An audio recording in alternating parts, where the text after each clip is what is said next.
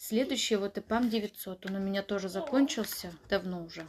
И вот тут как раз мы с насморком приболели, а он как раз хорошо очень идет с ИПАМ 7.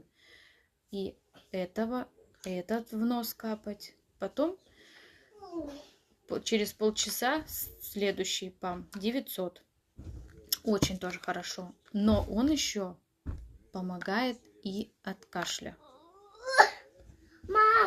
Ну, одни капли, конечно, не помогут. Если сегодня тоже я скидывала свое видео горчичный гель, во-первых, в грудь, спину смазываем, тоже хорошо. Плюс и памчик мы вовнутрь, в нос с ипамом 7.